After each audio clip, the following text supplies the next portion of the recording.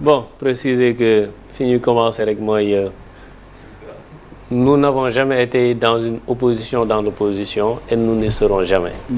Comme ni ko le président Sonko waxee sànq ci conférence de presse ou lancement bi li ñu dëgmal mooy 31 juillet suñu adversaire mooy Benno Bokk Yaakaar. Donc toute autre considération franchement newuñu ci loolu. Donc suñu farata fi mu toll nii mooy lii conseil constitutionnel war a génne ak taxawaay bi nga xam ni war nañ ko am pour waaj suñu campagne fexe am majorité 53% à l'Assemblée nationale au soir du 31 juillet ñun moo ñu tënk fi mu toll nii. Donc yeneen yëpp ñu newuñu ci mais bon on est en démocratie aussi ku ci nekk am nga sañ-sañu am sa gis-gis mais ñun suñuy pendule fii la nekk ci li ma wax nii. mais newul ci beneen registre. bi ci des bon xam nga buñ taxawee ne donc sànq déglu naa bu ba j'ai pris le temps déglu lu bari. xam nga erreur comme biñ demee ba ne élection dafa war a am match la te match dafa am football sax dafa am ay règles. Tu vois règles yi mën na évoluer 2 ans après mën na am leneen luy xew par exemple di nga VAR kañ la ñëw ci football yàggul donc mais lépp bu jafe-jafe amee da ngay xool lan la ci code bi wax erreur mën na am je précise ici ci plateau bi monsieur le maire moom may dégg notre liste à la Médina durant les élections locales la liste n'est pas paritaire. C'est ça. Et ça a passé même à l'administration. C'est ça. Même à l'administration. mais est-ce que yoon la. c'est-à-dire xam nga loo xamante ni yow mën na xewee ci yow. mais bi ñu ñëwee on a saisi l'autorité administrative. ba tey ce problème est encore à la Médina. le conseil municipal de la Médina. bu njuumte amee. dañuy xool lan la code bi wax. parce que du sama xalaat du xalaatu buuba non. parce que bu fekkoon ni noonu la ñuy organiser élection kon benn élection di tenir mais dafa am loo xamante ni itam dafay baax ñu évoquer ko te dama ko wax yàggul ci benn plateau bu ma demoon dama ne Sénégal gis nga fii même ba ci concours public ak lu mu mën a doon c'est-à-dire on a tendance à être dans une phase d'exclusion c'est-à-dire rien n'est fait pour encourager nit ki y a la loi certes parce que bu ñu xasee ba waxtaan ba tënk ni lii mooy loi ñun ñëpp ci war a tënk. Yewwi Askan Wi est à l'aise dans ce débat-là. Vous savez pourquoi? bi ci njëkk parité la woon n'est-ce pas bu liste majoritaire bu département de Dakar scrutin majoritaire département de Dakar ñu ñëw ñu ne ñu notifié ñu ne seen liste paritaire wul bi ñuy def contrôle juridique bi. ñu notifié ñu ko mais. ci même code bi le code n'empêche pas de pouvoir retirer am ñu démissionné ñu war a changer loolu la ñu DG bañaloon loolu la ñu ministère des élections chargé des élections bañaloon ba jël arrêté dàq suñu liste ñu dem suñu mandataire ànd ak comment dirais-je huissier mënul accéder ci locaux yi ñu ne ko gis nañ communiqué DGE buy wax ni fi ñu toll nii ñoo ngi ci étudier parrainage mais ba pare andi fa une interprétation de la loi te loolu la leen conseil constitutionnel daanee après ne leen li ngeen di wax nii c'est pas conforme parce que mënoo leen disposer fu loi bi disposer wu. Et la loi actuellement le code électoral n'interdit pas. parce que bu njëkk ba lañ ko interdiroon. mais bi disposition bi nekk ci. la loi n'interdit pas pour nit démissionner ñu changer ko waaw lu la yoon may kenn doo ko jël. non lu la yoon terewul. non waaw d'accord. mais on suppose que. waaw pour lu la terewul may na la ko lu mu la terewul may na la ko. may na la ko parce que bis bu bañee nga def ko dala naan bu ko def. waaw bu ko def du am du. comme ci nuance bi Malal andi doivent. tu vois yooyu dala naan doivent tu ne dois pas c'est clair négation la lii ferme la quoi. donc lu la yoon terewul may na la ko. ñu may ñu ñun. loi may ñu c'est-à-dire maa ngi ci parité c'est-à-dire ñaari ji nga lu coow li bari ñaari problème la bi ci njëkk et à chaque fois et quand même il faut être honnête de reconnaître ça on a eu la responsabilité de se mettre devant les Sénégalais parce que ñun am na loo xam te ni ñun mënuñu ci yëpp askanu Sénégal bonne conscience kenn mënuñu ko jaay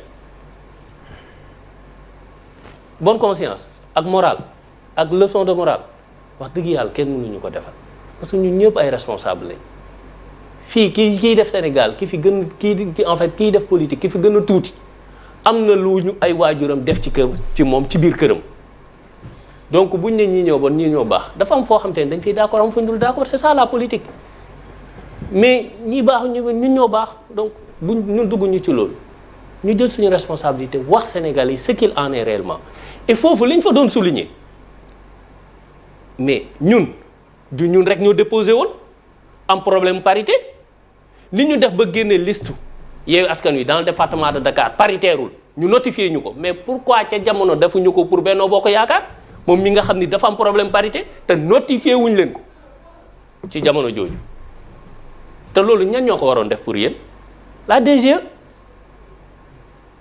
mais defuñu ko il a fallu ñun suñu mandataire dem toog parce que yoonu ko may loolu mu tijji liste yi xool vérifier. mais lii nga baal ma laaj la lu ndaw rek. monsieur le maire ba ngay wax boobu ba léegi mosuma la dagg. may ma rek ma continuer. waaw baax na.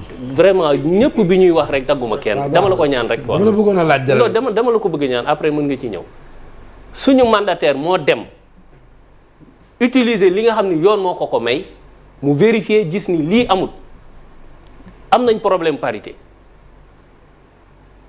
te loolu nit ñu def ci Yewwi Askan Wi ba xam ni listam paritairewul ba ñu génne ko mu tas ñëpp ñu gis ko mais pourquoi mënuñu ko woon def bu Benno Bokk Yaakaar bi ñu jógee ci phase boobu def suñu recours conseil constitutionnel wax dëgg yàlla lii benn waay di wax nee na mënoo fekk ñaar ñuy xeex kenn ki toog ci kaam mais li nga gis moom di nga ko wax ala kulli haal y a rien d'extraordinaire parce que li ci am solo ci décision am yëpp mooy li mu ne li nga xam ni évoqué na ay principes par rapport à la constitution libre participation aux élections et tout ça c'est bien c'est pertinent mais li ci ëpp solo mooy considérant bi mu wax ne fu loi terewul bu fa tere loolu ëpp solo ci décision après nag principe yi mu évoqué ñu ngi xool ci yeneen décision yi évoqué na ko ci décision bi numéro 8 ñu ngi xool mu ñëw ne non Yewwi Askan Wi li nga xam ni yoon may na ko jox leen ko da ngeen juum c'est mal fondé la décision du ministère chargé des élections ñu dem bi ñu jotee décision bi ci saa si suñu mandataire dem changer ko donc loolu féete na boor léegi bi ci des mooy ñu ñëw ñu investir koo xam te ni amul 25 ans te loi bi dafa ne da nga war a am 25 ans booy àgg ci jour élection jour vote bi war nga am 25 ans mais loolu dafa am ñaar la ñuy traité ci bu ñuy saytu candidature inéligibilité ak irrecevabilité inéligibilité nit ki la concerne irrecevabilité dossier de candidature bi la concerné mais ñun li ñu traité mooy problème bi mujj feeñ te foofu itam il faudra être indulgent non xaaral fi may waxee indulgent mooy mën nañ wax lu nekk mais ñun Yewwi Askan Wi nu ñu liggéey ci investiture xam nañ ko te nit ku ne boo nekkul ci waañu jàmbur duggoo ci fourneau jàmbur mënoo xam la mu daj loo ci waxi rek dëgër fit la ñun xam nañ ni ñu defee suñu investiture il s'est trouvé que problème boobu am na mais problème boobu dàqul suñu liste et loolu la question elle est simple nañ ñu génneel ci loi bi ak lu mu mën a doon fu ñu waxee ni cas de doublon bi dafa emporter liste bi maanaam dafa pousser liste bi pour mu irrecevable ñaar laay wax de inéligibilité ak irrecevabilité inéligibilité candidat bi la concerné moom la concerné laalu liste bi ba tey boo ñëwee xool arrêté ministre bi lan la wax ne comment dirais-je mu ngi nii la liste de Yewwi n'est pas recevable au scrutin proportionnel présenté par la coalition Yewwi pour non-respect des articles L 178.1 ak L 179 alinéa 2 du code électoral bële mooy bu muy wax maanaam li nga xam ne mooy irrecevabilité liste bu complétul mais fii conseil constitutionnel réglé na problème am parce que am nañ fi ñaari cas ci jurisprudence Malick Gakou bi ñuy wax donte ni bu ñu bañee tey ni jurisprudence Malick Gakou amul garaawul mais l'essentiel fépp foo gis ci àtte loi lu ñu àtte lu ne doon na jurisprudence bu fekkee ni texte yi prévoir uñ ko donc nag cas ka mu rapporté ak ka mu concerné kooku la ñuy jël toftale ko turam mais ci kaawu président Malick Gakou li ñu wax dafa leer c'est-à-dire que ministère bi arrêté bi soxlawul woon sax muy génn bureau conseil constitutionnel dafa wax ci complétude du liste maanaam liste bu mat ak ñàkk mat dafa ne ca jamono dañ koy natt mooy jamono dépôt bu weesoo loolu waxatuñ ko te yaakaar naa conseil constitutionnel bu dugalee ay considérant mooy ci li muy sukkandiku pour joxe décision donc buñ ne considérant yi amul solo. baal ma de waxul loolu. déet nag da ngeen jël seen temps ma déglu. ah non non dañ ko tas mais da ngeen jël sama temps da ngeen jël seen temps ma déglu leen ma rek. c'est vrai qu'il a beaucoup patienté. déglu naa non ñu pare waxal moo tax. waaw d'accord mais wuy ma. non man waxuma ba waxul mais wuy ma mais su paree à sa suite rek ma may ko. xanaa war na jeexal na. Citizen. non fii ñu ñëwee fii ñu ñëwee. beneen bi ci des mooy ñu ne inéligibilité comme li mu ko wax amul fu ñu mën a génnee que ni inéligibilité moo andi irrecevabilité suñu liste amut. mën naa la ko prouver. xaaral après nga prouver ma ko mu ñëw ne suñu liste titulaire parti titulaire ak suppléant dañuy dàq titulaire andi suppléant match de football ñaata liste nga yóbbu.